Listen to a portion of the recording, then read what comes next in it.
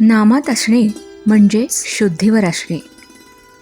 दारुड्यांच्या मेळाव्यात सारेच दारूच्या धुंदीत असतात, पण त्यातला एखादा दारू न प्यालेला असला तर बाकीचे दारुडे त्याला हा शुद्धीवर नाही असे म्हणत असतात. वास्तविक तोच एकटा शुद्धीवर असून बाकीचेच खरे गैरसावध असतात. त्याप्रमाणे आपण सर्वजण विषयात दंग असल्याकारणाने जो नामात असतो त्याला आपण हा शुद्धीवर नाही असे म्हणत असतो.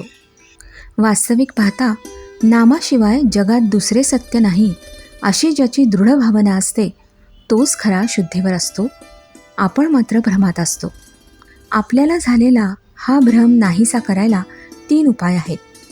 एक सद्विचार, दुसरा सत्संगती आणि तिसरा नामस्मरण. भगवंताचा विचार हाच खरा सद्विचार. एखाद्या माणसाला म्हणले की तुझे अवयव आणि रंग यांच्याशिवाय ये, तर त्याला येता येणार नाही, कारण तो जिथे आहे तिथे त्याचा रंग आणि अवयव असणारच. त्याचप्रमाणे नाम, संत आणि भगवंत हे एकमेकांना चिकटूनच आहेत. त्यामुळे जिथे नाम आहे तिथे सत्संगती आणि भगवंत असतातच.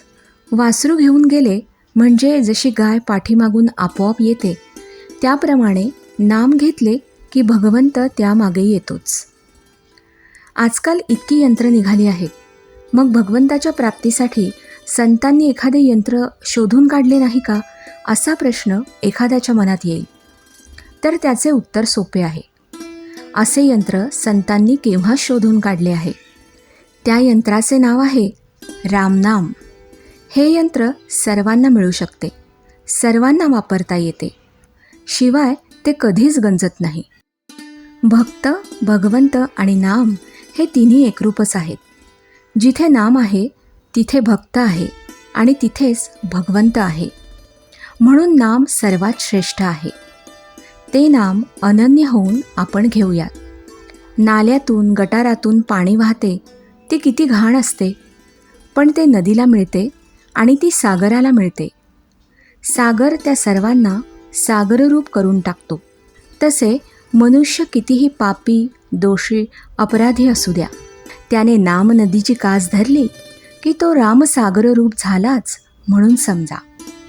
भगवंताला विसरणे हे सर्वात मोठे पाप आहे. नामाने भगवंताचे स्मरण होते, म्हणून नामाने पाप नाहीसे होईल. अनाथ शब्द नाथा वाचून नाही आणि नाथाला अनाथा वाचून नाथत्व नाही. राम सर्वांचा नाथ आहे. त्याच्या अखंड स्मरणात आपण राहूया. प्रपंच वनवासासारखा आहे.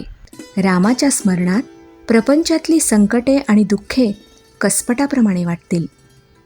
श्रीराम.